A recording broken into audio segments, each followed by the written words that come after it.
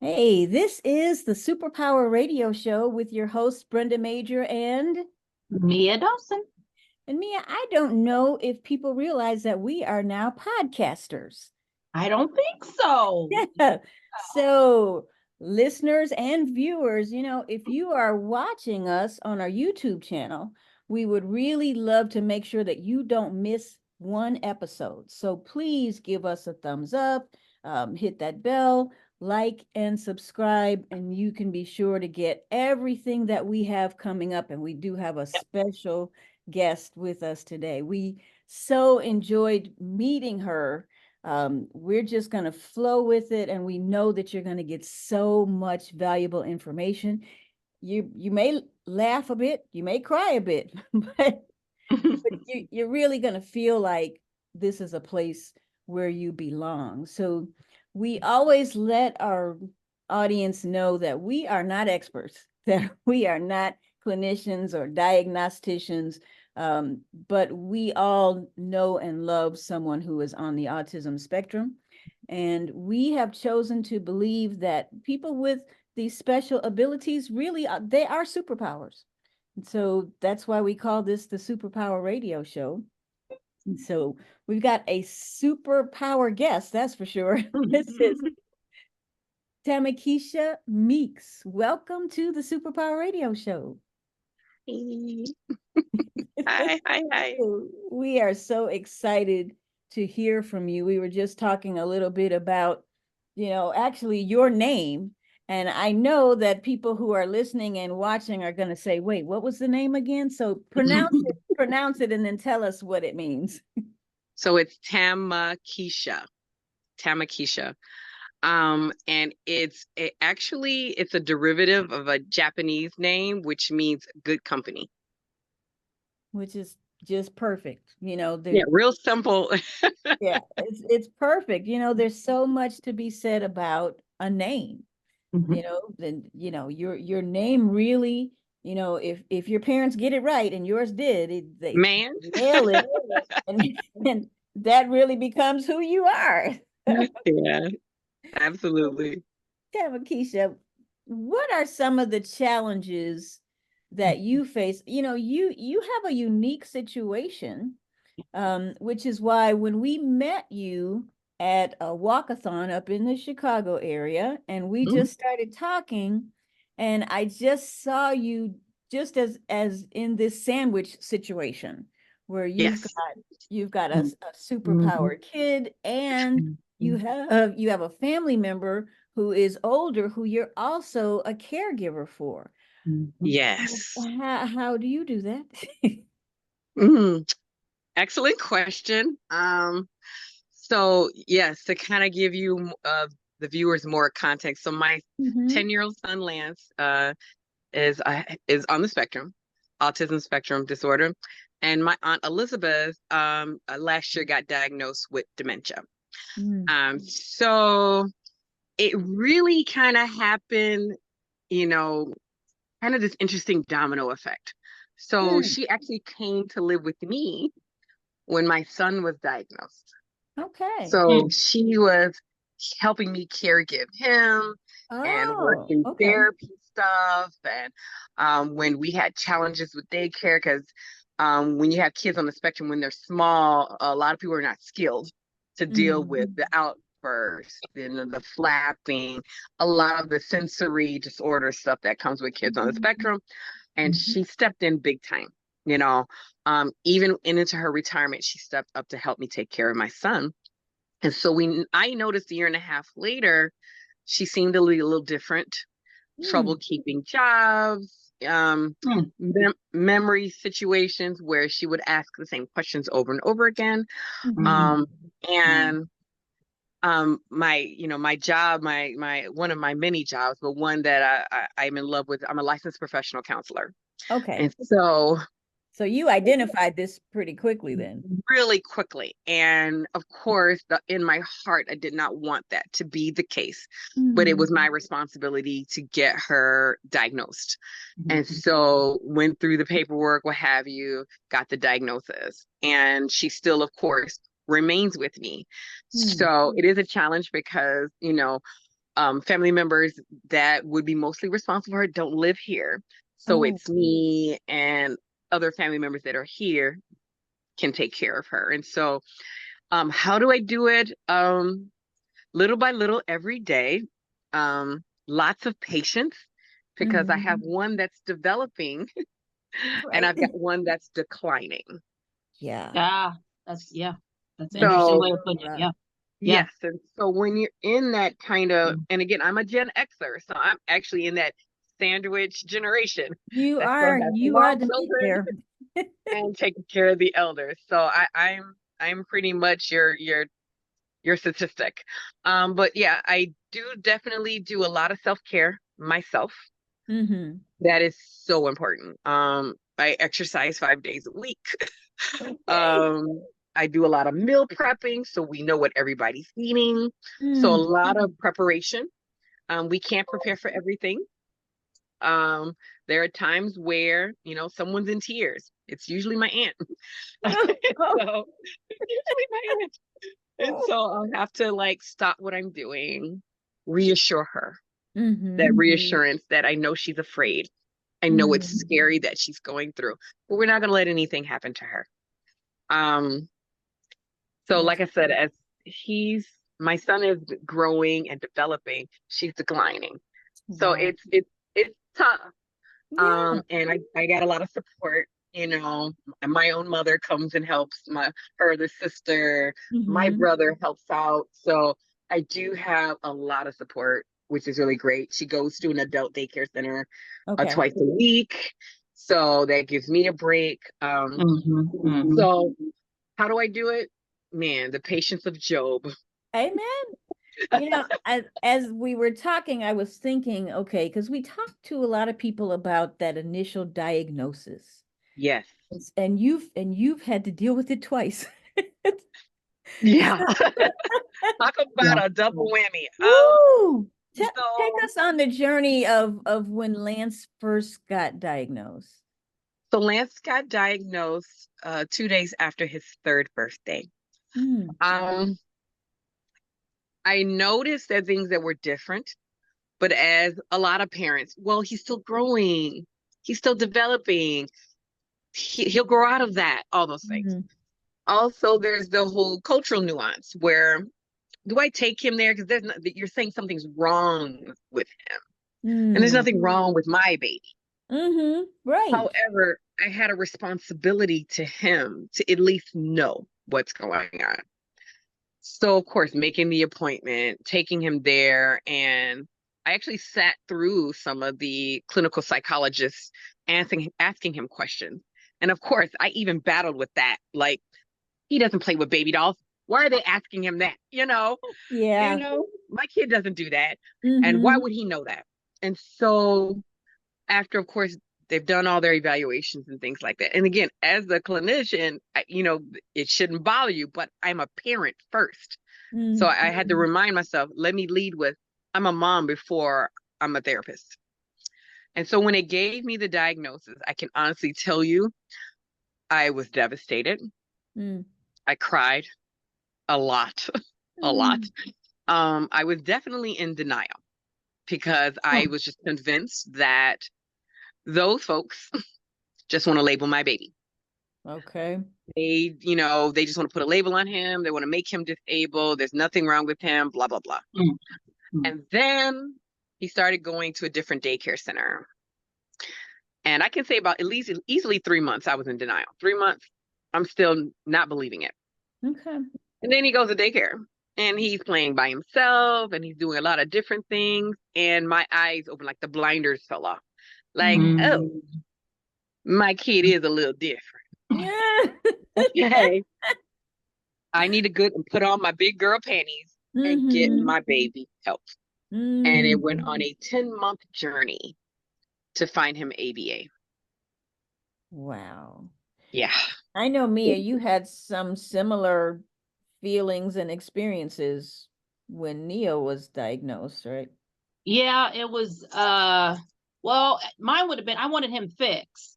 So I told Mm. God, okay, he's something wrong. You need to fix him. Let's come on. Let everybody get on the prayer line. We go pray and we go get this done. And then he didn't do it. I was like, what you waiting on? I know you, you need Right. to get them. Let's get them fixed. What is the problem? So that for me was like, and I spent a lot of the time trying to fix him instead of enjoying him.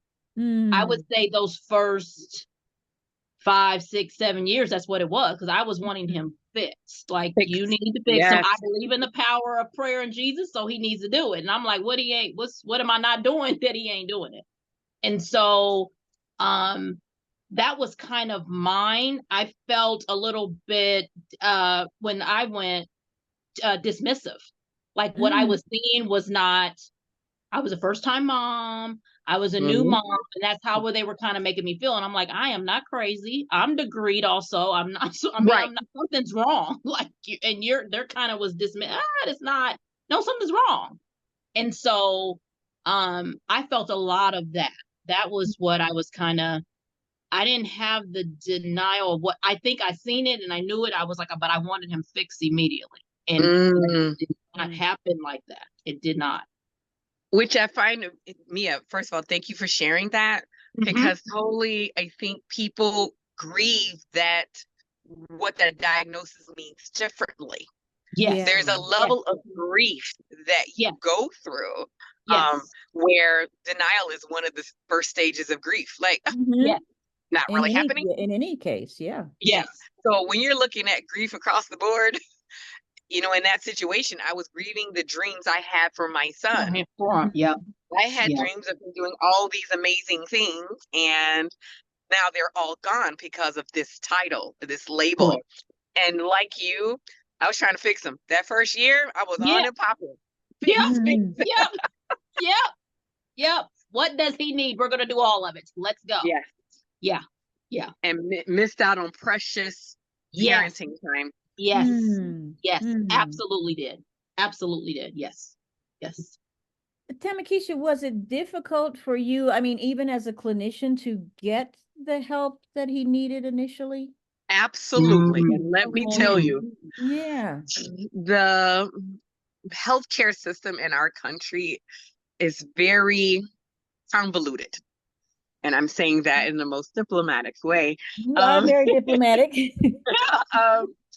It takes a lot of, you have a lot of patience, tenacity. You've got to be on top of it every time you're looking for someone to service your child. I sent at least 40 emails out to medical care providers. Wow. I was sending pictures of my son out. I was sending out his eval that I was getting and saying, hey, I'm looking for this, and this service. And I would give people, he's a handsome boy, but I can't help him. Or we don't take your insurance. And so it's because I had an HMO. And when you have an HMO, it's very difficult. And a lot of them just want to put you in whatever, you know, like a facility really fast. Oh, you go to the school and do this. And no, I wanted my son to have the experience as a neurotypical child. He can learn those things. Because I learned and picked up right away that if my son learns something that is unorthodox or negative, it's hard for him to unlearn it. So I knew that about my son.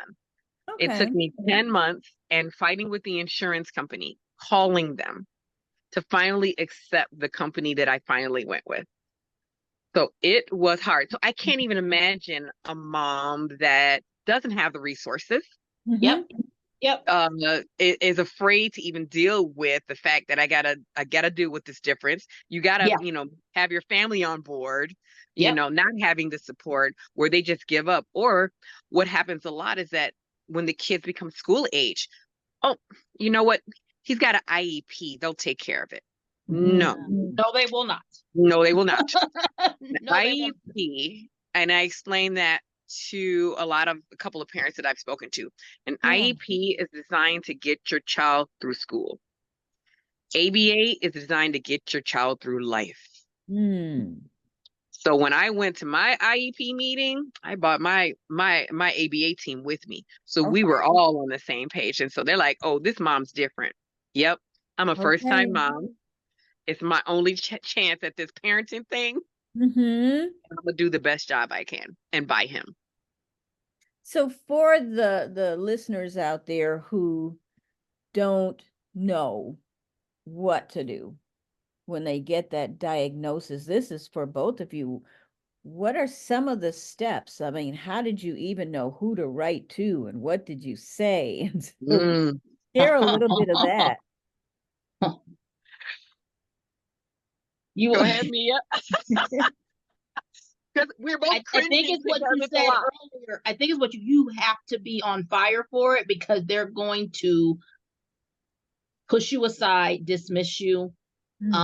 You have to be in there advocating. And I think that is definitely harder for a lot of the moms I talk to who are single moms who don't have the resources, because you have to go in. I brought somebody into my IEP because I didn't know what was going on. I had already been in the IEP before because I was a probation officer. And so I had kids who were in, so I was on the side as operating as the officer. Now I come in as the parent. And so I Right. was familiar with it, but it's totally different when it's your child. Your own kid. It's your own kid. And so, but I had somebody in there with me because they were trying to railroad, and no, it's not going to be. And you had to, I've met moms who don't have that fight. That's the first thing. They're going to have to fight through it. They're going to have to talk to the doctors. We did OT, we did speech, we did all those things. And then you got to figure out, okay, is this working or is this not working? I don't know if that was the same for you, because then I was like, this is not working. So now I got to find something else. And then they didn't want to recommend it. And then they didn't want to. So then I got to go, like you said, I got to go push for it. And I think the hardest thing I've had to tell, even people who have came in our messages from Brenda and I, they want something kind of quick. And it's like, no, you're going to have to almost fight every step of the way to get your kid what they need. And I don't know if you have felt that same way. Same thing with us. So where we went, what they do is, here's your kid's diagnosis. Here's a packet of 100 pages of stuff. Find services. Find the services. So now I don't know what I'm looking at. I don't know what these are. I don't know who does what.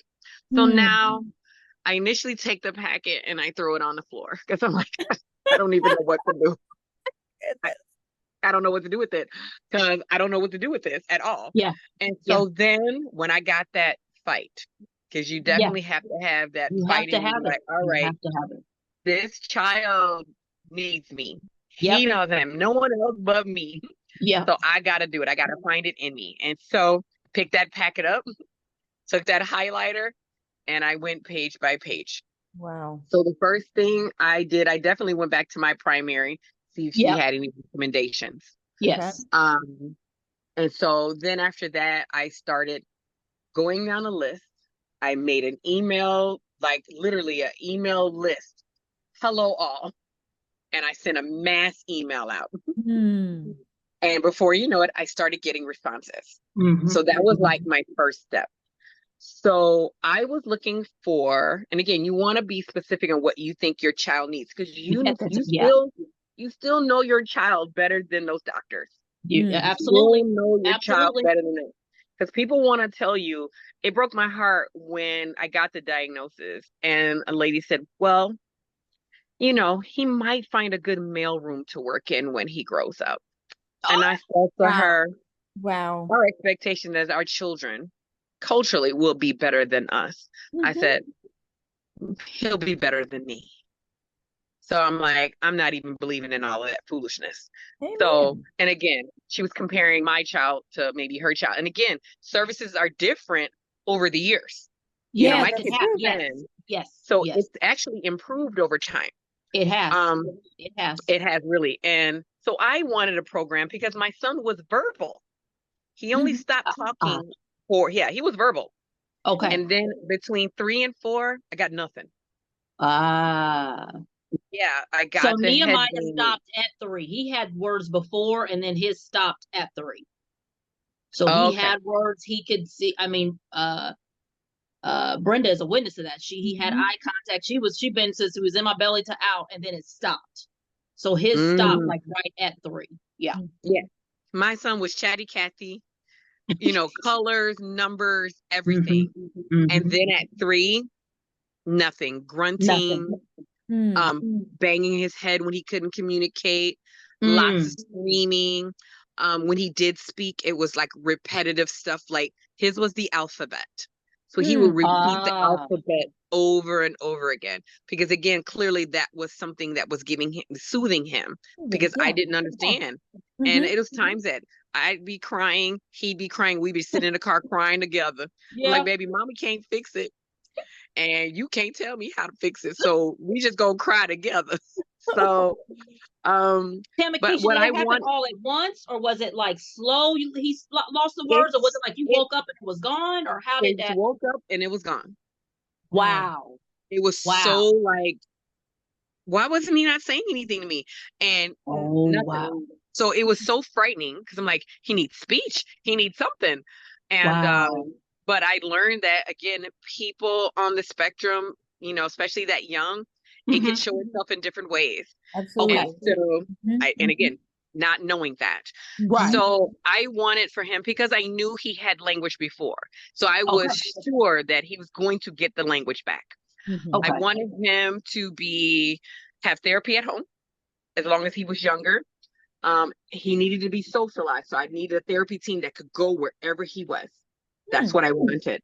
That's pretty hard to find. That is very, yeah, but I did. I did. Yeah. And so he ended up going to daycare, and the daycare was like, bring your therapy team in. So they came, and my son had therapy 15 hours a week. Wow. 5 days a week, he had therapy.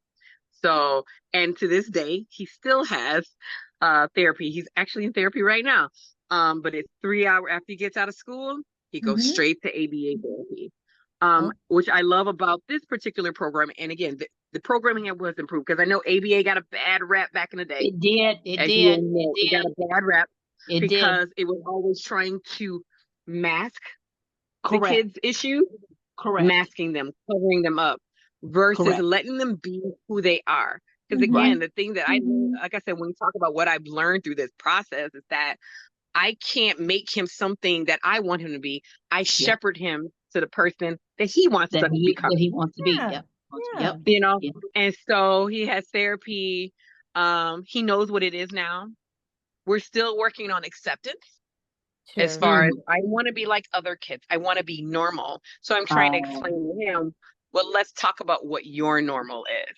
You know, so he has a sense that he's different. So he has a sense that he's some other kids. Yeah, he knows he's different. Yeah, one thing that you mentioned that I just think needs to be reiterated is parents can't shy away from being that advocate for their kid, and you really do have to make that list of everything you believe your kid needs. So not just saying, well, it would be good if he could just do that, or maybe if I could find somebody to help him do this. But what you did was you're like, look, he needs this, he needs this, he needs this. I need his team to be able to come in and do this and do this. And even in that notion of putting a team together, because that is so vital. Even as he gets older, we're learning this, that you need that team when you're doing a special needs trust for your child. There has to be that people. So how did you put your team together? So my first team member was definitely my primary. She was amazing. And then after that, I was able to find my son's therapy team, BGF. They're amazing. And what they do, they create programming around him. In the meantime, I started putting other services together as far as helping him. And of course, the IEP team, the school team, is his team too. Okay. So they do the speech. They do the speech, the occupational therapy. They do all of that stuff, the reading. And what we do when we come together, both teams talk about what they're doing, so we can copy what they're doing. So if they're doing reading comprehension, my team's reading comprehension. So everyone's doing the same thing, so he can get it locked in. Like, oh, this is necessary. Yes. And of course, you know, mom's his first teacher. If the school is doing something like this summer, we're doing reading comprehension all summer. We're going to stay on a schedule, you know. And then activities. He has a teacher, my son swims. He's been swimming for 5 years. He had a teacher that specifically special needs. Okay. So he does a great job with him, and he loves the pool. So, and now we're working for trying to find something for maybe martial arts, maybe, Hmm. and find someone that can cater to that. Again, making him well-rounded, but still getting that social interaction, learning how to understand. Like right now, his interest is love. Mom, I love you. I'm like, I know. Mom, I want to be in love. And I said, I want you to fall in love with yourself first. Okay. That's what I told my son. Fall in love with yourself first. That love affair with you, gonna be the best one. Now, did that scare you a little bit? Because he's, Yes. yeah, because I know with Mia's son Neo, he's a teenager now, so all He the let us know hormones. about all the love that he loves. He let us know. Yes. Yeah. Yes. Yeah, I hear it's coming. It's I'm coming. just trying It's to, coming, honey. It's coming. yeah, I'm trying to prepare as best I can. I'm trying to give him those tools. And so I do have like that leg up that I'm a big component of narrative therapy. One of the techniques as far as help, because kids create narratives Okay. to make sense of their life. So he's trying to figure out, why do I do the things that other kids do? So I'm trying to help him place that positive narrative in his head that you're fine. Everyone has a difference. Mommy wears glasses. Guess what? I'm different. Mhm. You Yeah. know, mommy's a little bigger than, let's say, your school teacher. Mhm. I'm different, and that's okay. So accepting his own differences, accepting other people's differences. Like, I'll give you a great example. Yeah. We had an encounter at the mall. A non-binary person was at the mall. And, kids on the spectrum are really black and white about things. You're They either a sure are. girl Yes, and or a they boy. can be very blunt. And they can be And he very was blunt. very blunt. And so, Very blunt. Lance just says, hello, are you a boy? Are you a girl? Of course, I was mortified. Yep. Inside, I was mortified. However, I could not let my child see me sweat. And this person, the non-binary person said, I am neither. I said, okay. Okay. And so my son's like, nope, you're either girl or boy. So I said, I'm sorry. My son's not familiar with, can I have a conversation with, let me pull him away from you. No problem. So I took him outside and trying to think, what will make this simple for him? Yeah. And so I said, well, Lance, binary, bi meaning two. So some people believe they are boys and some believe they are girls, and some people believe they are both or they're neither. So think about it like this: binary and non-binary. He says, so, Mom, I'm a boy. He said, does that make me binary? I said, sure. He said, okay, so then that person is non-binary. I said, yes. He said, okay. We went back in the store and he says, hello, Mateo. And that was the end of the conversation. Oh. Woo! That was beautiful. But again, there is no handbook on how to raise not only any children, but children that are not neurotypical. Yeah. We have to be, Yeah. and Mia probably knows this very well, we have to be really creative in helping them understand the world that's happening around them. That is Yes. evolving. Amen. Yeah, it's evolving. Amen. So your team at the school, because I think Mia can tell you that there are some schools that honestly run from an IEP like the plague. They do. Mhm. Yep. Absolutely. So Absolutely. Yeah. so what was your experience when you asked for that? So I came prepared. I Okay. came with his diagnosis. So I came in like gangbusters. He needed IEP. So there was no questions about it. I said, he will wreak havoc on your school if he does not have an IEP. So your biggest thing as his advocate, come prepared. Hmm. Don't go in, because you're right. They will run away like, oh, we don't do this a lot. Or no, come prepared. Go in there knowing what your kid needs. If you don't know, have somebody help you walk through that. I've helped a few parents where they're just like, I don't know what to do. Look, go in prepared. And it made such a difference. You know, I have one parent, she was just like, okay, she just found out last year. And she's like, I don't know what to do. I'm like, okay, you got the diagnosis, take it into the school. Because at this point, it's black and white. They're Yeah. gonna have to exactly. Versus Yeah. when they're already in the school and the teacher suspects something and Yeah. maybe they're Yep. trying not to do anything about it, and then Yeah. add mom might be in denial. Yeah. Who's gonna really push for it? And the Yeah. longer you wait, the challenges of having them improve takes longer. It does. It does.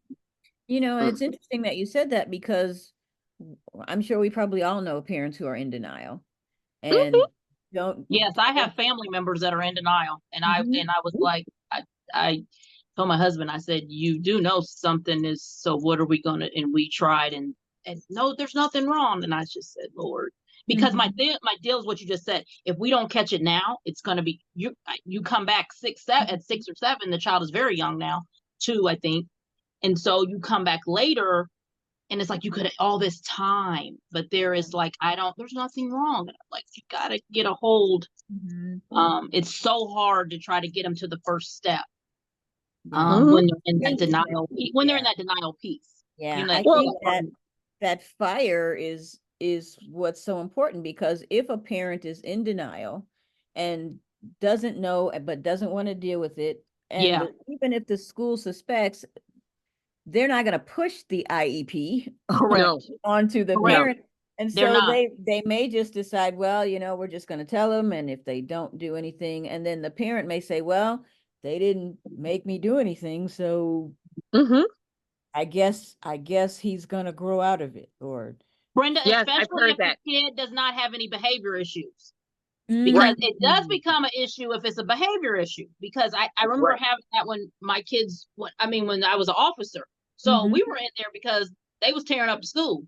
So now you want everybody to meet because they tearing up the school. But if they're not, you're not really pushing the issue. You kind of, and that's that time that's getting, they're not being a problem per se. Okay. And Mia, let me piggyback off of that. A lot of girls go undiagnosed. Yes. Lots of African American girls, because you have the boys have testosterone. So of course they may be more behavior issues and stuff like that.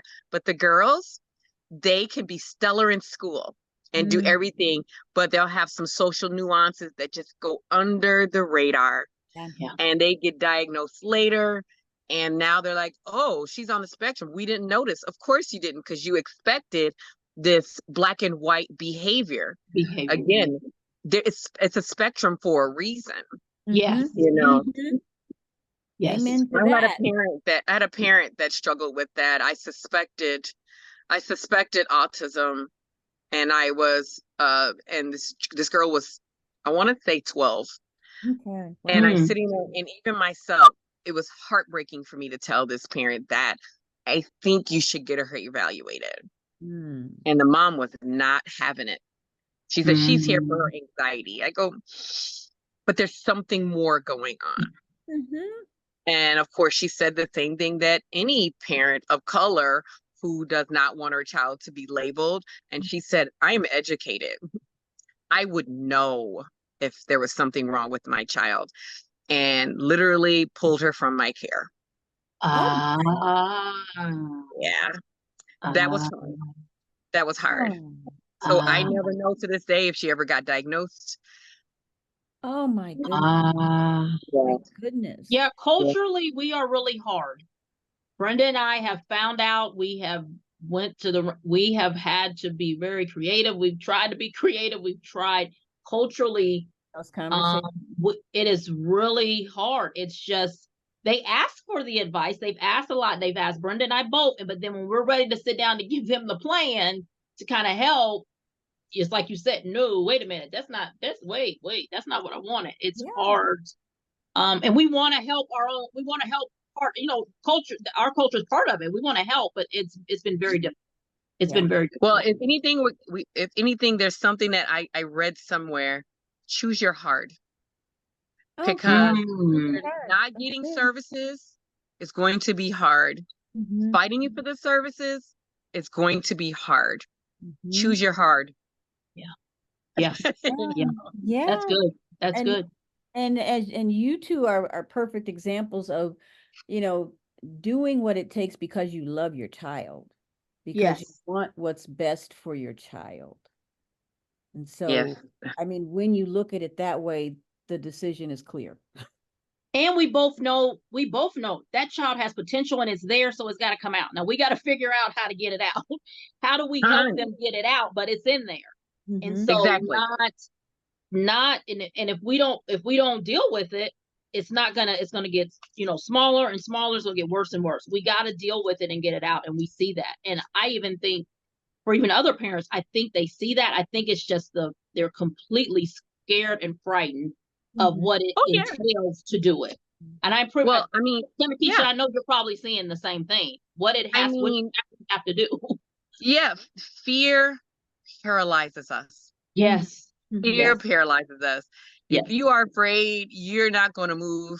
I mean, and of course, fear that, I always tell people fear, anxiety, and depression are all related.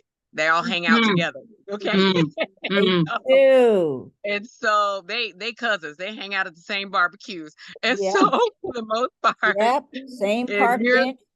they hang out, they at the same spot. So if you've got, fear that you're going to be judged, Mm. fear that your family's going to feel some kind of way. I mean, I literally had an issue years ago at a family reunion. Hmm. Someone who was non-relative was invited to the family reunion.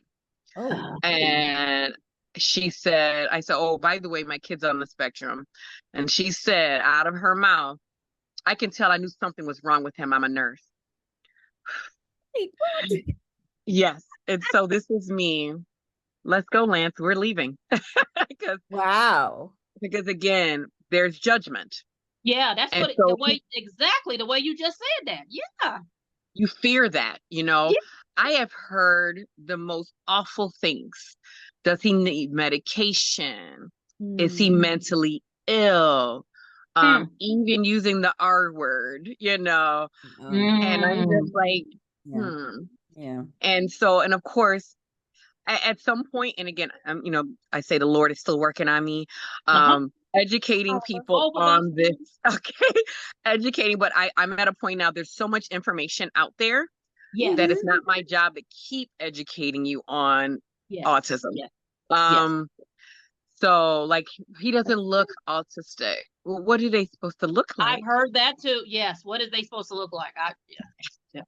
So all that to say, I say, you know what, it looks like sometimes I'm able to say it looks like many of us. It could look like me, it could look like him. Or I'll say, well, what do you think it looks like? Tell me what picture you have, and maybe I can help you Mm-hmm. help change your mind a little bit. And that's so So interesting that you say that, because we know now that there are so many adults being diagnosed Yes. at this Yes. point. So they weren't looking at themselves in the mirror as teenagers going, I think I look a little autistic. Right. right. And they just felt that something just was a little off Yeah. as compared with other people. So, and there are some people who don't consider themselves a little off. They may think everybody else is a little bit That's off. very true too. That's very true too. Yeah. What's They're wrong like, with it's you, all of the not rest me. of these? But it's so interesting to note that with most people who are later diagnosed, Mm-hmm. initially it's a relief. It's Yes. like, Yes. oh, okay, now I know. Yes. Now I know. Now let's get into, what I need to do. But Exactly. yeah. And I also think Tamakisha, I don't know if you've experienced, especially being in your profession.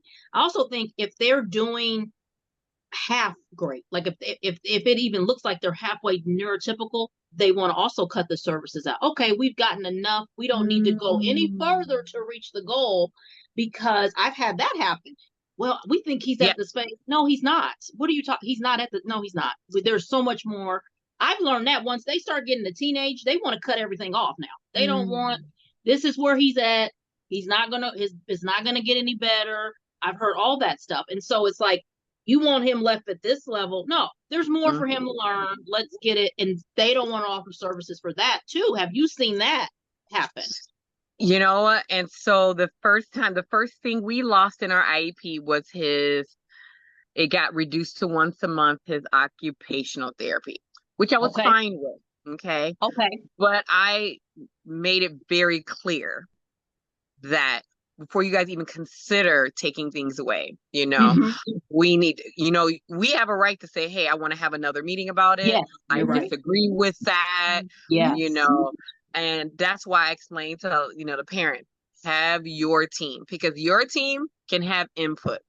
Yes. Again, they're only designed IEPs, they're helpful. And I Yes. mean, I don't want to take that from, because Lance has an amazing team at his Right. elementary school. However, they're designed for school. Yeah. That's what it's designed for. So, and their goal is to, well, he doesn't need to be dependent upon it. So like, for example,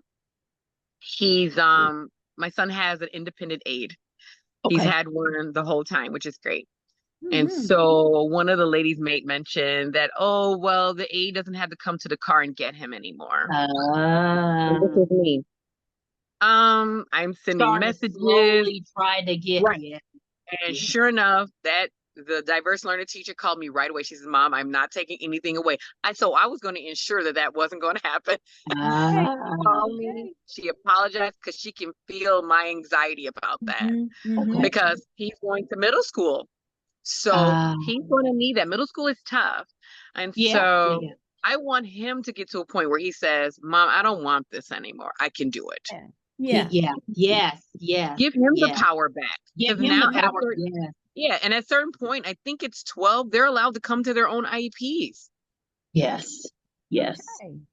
So empower them, and just like you, Mia, I see the amazing potential in my son. Yes. He has they all have all of them have, especially when they're a little higher on the spectrum. He has a savant skill of memory. So he's obsessed with outer space and specifically the planets that are not real planets. I guess they're called, like Pluto is no longer a planet. Yeah. Too small, the shape's not right. He can tell me that stuff, At one point, he was obsessed with alphabets from other languages. It was English at first, then we got Spanish. Then it was Russian for about 6 months. Oh. Then Armenian. Then Hebrew. Yeah, he'd be sitting here. So right now, currently, he's working on Korean. Oh my God. That's his thing. So the sky's the limit of what he can do. So he's an amazing kid, and he's interested in social stuff. So we are trying to make those connections for him, the neurotypical, nuances, how to start conversations. And so he's slowly getting there. Right now he's showing empathy. So I was on the porch having a conversation. Mom, I was just checking on you. Are you okay? I'm like, yes, son, I'm fine. Thank you. Yeah. So he's come such a long way. And I tell parents and all the listeners, do not give up. I met a lady at the Autism Walkathon, and she was stressed about her 7-year-old, and someone told her not to get him diagnosed. And I said, I'm going to tell this to you because someone told it to me. I said, you're the best mom for him. She said, I needed to hear that. And so she started to cry. I said, girl, you gonna make me cry too. I said, get him evaluated. You're doing him a service and you're doing yourself a service. That's right. That's right. Tamakisha, what are some of the things that Lance has taught you? Maybe some things that you weren't even expecting, or maybe you didn't even know you were going to learn that. Definitely he's never interested in outer space. So I learned a lot about that. I made it to the planetarium because he was pressing to do that. Okay. He's definitely taught me a level of patience that I don't think I really had. And just trying to undo some of my parenting styles that, let's say, my parents, my parents are boomers. So they're like, and I'm a Gen Xer. They're like, rub some dirt on it, get up, you'll be all right. stay outside all day, drink from the water hose. You'll be okay. Come in when it's, come when the street lights come on, that type thing. Yes, all of that. Well, Yes. all of that. All of that. With him, you know, my parents weren't the biggest, you know, they weren't that emotional. So I'm really big on hugging him. When he says he wants to hug, I give it to him. I'm also teaching him boundaries and consent and space. Just being patient with his needs. I tell folks, my son, when it comes to learning things, he's like a slow blooming spring. Just think about it. You got these favorite tulip bulbs you just love and you can't wait for them to grow. And you put them in the ground. Year 1 goes by, nothing. Year 2 goes by, nothing. Then all of a sudden, year 3, you have 100 bulbs out the ground. And it don't stop after it keeps coming every year. That's my son. Once he learns something, it is full speed ahead. When my son started talking again, there's no stopping it now. Now tell us how did that happen?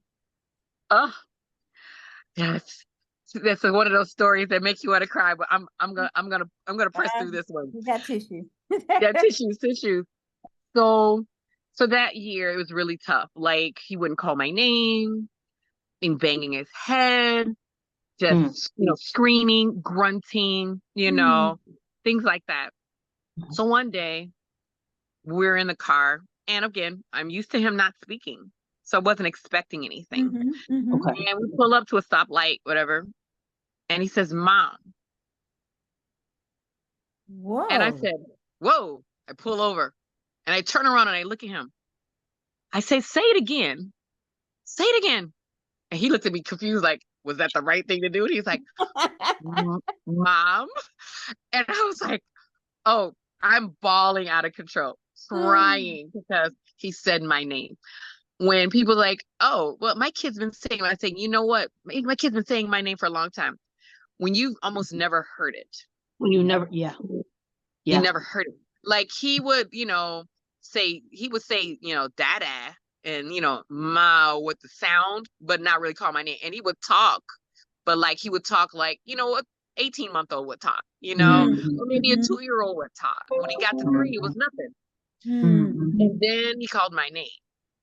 And then everything was coming out of his mouth. He was, because he started reading at daycare because he could read. Wow. He was reading at 2.5, and then he stopped. He would read the words, but not speak the words. So he was exceptionally verbal. Yeah. Prior to. And so that period of silence, how long was that exactly? A year. Okay. It was a year. Okay. And I remember like trying to beg him to talk, say this, and he'd just stare at me, Then I would start crying and he would stare at me because he didn't understand like what was happening. Like, what's this, And then he got older enough and he's talking more. He's, Mom, are those happy tears or sad tears? I was like, these are happy tears, So now he can decipher the difference. And now he understands, facial cues much better. So when I mentioned earlier, my aunt sometimes has crying spells, and my son sees her and he says, "Titi, why are you crying?"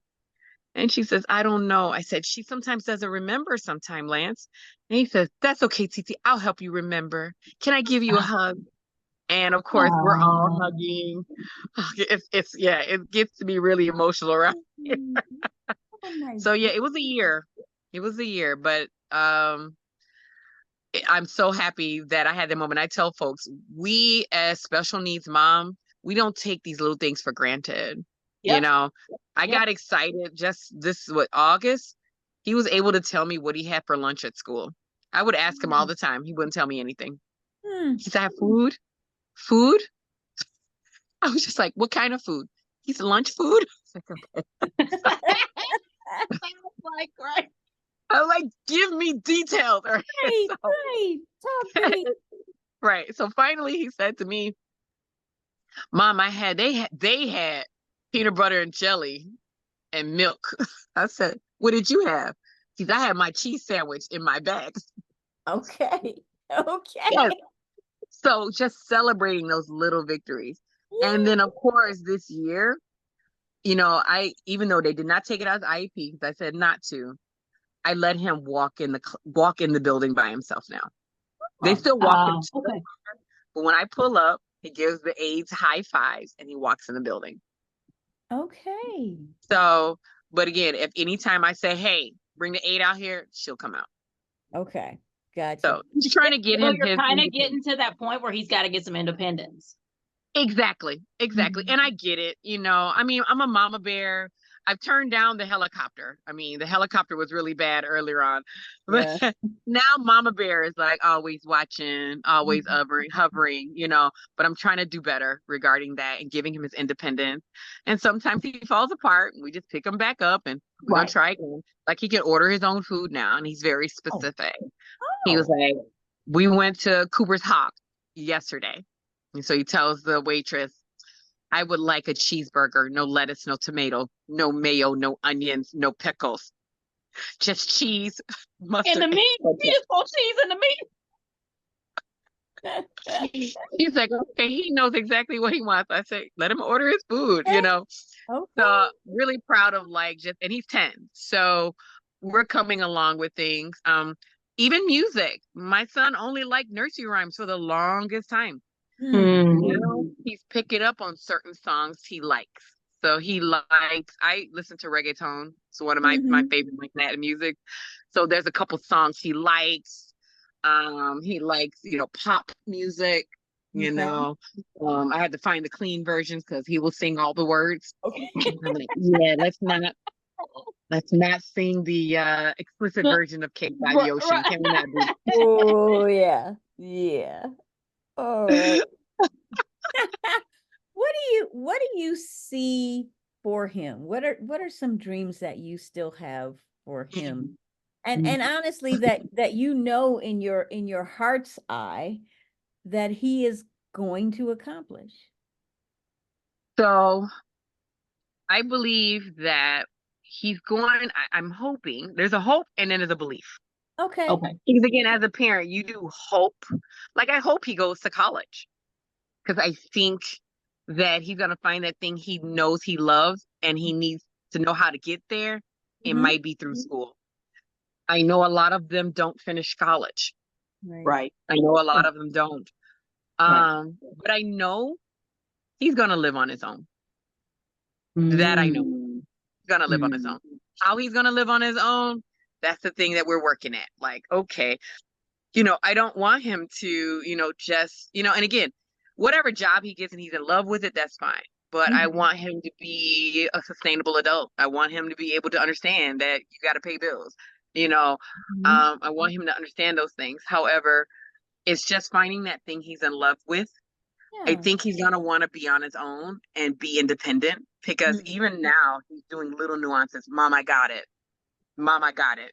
Okay. So he's already pushing back, like, okay. So once he sees that next thing, like he talks about, Mom, I'm going to drive a car one day. I said, I know you will, Okay. My So, Neil right. just told me that. He just told me that. He said next he's 15. He turned 6 now. We were like, you can start practicing now. He's like, no.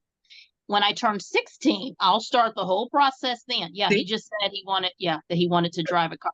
He was really upset because he wanted to go somewhere he couldn't go. He's like, when I turn 16, I'll drive my own car and I can drive myself. We was like, oh, Okay. excuse us. Okay. Do you, baby? Do you? Yeah. Well, look, he but sees the for him, value in it, the power in right. it, And for him to even say that, like he sees the power, like I'm not gonna have to, I can get myself there. Like, and so Yes. like you said, for them even saying that, that is so much. Yeah. So he knows I want to do Yes. stuff. And He so, wants to so he do, yeah. talks about, I ask him all the time, what do you want to be when you grow up? And he changes his mind all the time. But I said, you know Yep. what? I changed Yeah. majors 5 times. So guess Yeah. what? That is okay too. It's okay. It is Yeah. okay. It is okay. Ideally, I would love for him to have your college experience where you go away, you grow up. I'd like for him to have that. But if he has to stay here for a couple years of junior college, I'm okay with that too. Yeah. So whatever helps him get there. But I see him finding something he loves to do and being exceptional at that. Yeah. That's what I see for him. The sky's the limit. He's learning so much and so fast. And again, they're learning, like Mia said, at their own pace. When I'm gonna do it At at their own this pace. pace, I'm gonna do it Yeah. when I'm ready.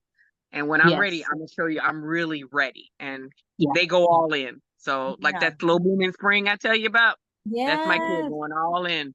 And then up come those blooms. Yes, Absolutely. exactly. You know, Exactly. we ask all of our guests because Oh, yes. Yes. this is a superpower radio show. And we know Lance's superpowers. Yes. But what would you say if you could maybe just pick one? What is your superpower? Oh, Woo! yeah. That's a great question. And I remember seeing this question, thinking about it, because, I'm like, what is my superpower? Yeah. I would say my superpower would be my awareness. Ah. That being in tune with not only myself, but the people around me, that Mhm. awareness of energy, Mhm. that I didn't have before. I was Hmm. kind of like oblivious and living my best life. Oh, you just muted yourself accidentally. There Okay, you go. You're back. there you go. Sorry about that. That's okay. But when my son came into my life, and by the time he turned 3, I had already made that connection of, you know what? I'm aware that guess what? He is going to do fine in this world, whether he's or not at that time. And I'm going to live my best life, being connected and being of service to others. And I knew that, like, I knew what I wanted to do, Mhm. but what that looks like, so like Okay. being, I mean, much gratitude to you two ladies to actually have me on this platform. Oh, it's an Um, honor for us to have oh, you. it, And we're it, going to have you back. So thank you. don't Thank think you. this is a one and done. It is not. You know what? I love it. Actually, it's like you guys got blocked out. I guess somebody else is, calling me to be a guest on another show. So things are happening. So it's really Yeah. exciting. So my awareness and my connectedness to just people, place, things that are going on. I think that's my superpower. You're like, I can feel when things aren't right. Not necessarily that empathy where I'm an empath. I'm not, because I can ground it and keep going. Okay. But Okay. that level of awareness, like, okay, this needs to happen. So I would say that's my superpower. Yeah, and I would say that's your superpower to the second power because honestly, because so many people can be aware but don't take action. Action. Exactly. And That's so true. you are aware and it drives you. I mean, this is the coal in the locomotive that gets you going. Yeah, I love it. Really makes you unstoppable. And I mean, I can feel that energy just come. I really can. And I'm pretty sure that anybody who watches or listens to this is going to get that same It's thing. going to get that. Oh, yeah. Awesome. I So hope so. before we go, Yes. what's one thing that you want our audience to leave with? Yeah. Ooh, what's their takeaway? You putting your thumbprint on it. What would it be? You know what? Don't give up. Beautiful. Don't give up, because that's the part that's the hardest thing. And again, even myself, like I said, I led with this earlier. I'm not coming in here as a therapist, so don't think I had all the answers. Because when my son got diagnosed, I wasn't a therapist. I was his mom. And with moms, we put on, our fighting spirit, and we don't give up, and we keep trying, and don't be afraid to ask for help. Because a lot of times we're just so fearful of being judged. People are going to judge you whether you do something or you don't. Hello. So guess what? Hello. Why not do something about it? You're absolutely right. You're absolutely right. We have it really has been an honor. I mean, it's just been just sitting and sharing and listening and learning and feeling, for me, I don't know about you guys, but feeling more empowered than I did before we started talking. Yay! Yeah. So mission accomplished. So listeners and viewers, you have been experiencing the Superpower Radio Show with our very special guest, Tamakisha Meeks. And this is Brenda Major and Mia Dawson. And again, we don't want you to miss 1 minute of our show. So if you're watching No, this on our YouTube channel, you got to subscribe. You got to hit that notification hit bell that so that button. Yeah. that's it. So you don't miss anything. You can find us wherever you get your podcasts, and we will see you next time. All right. Bye bye, guys.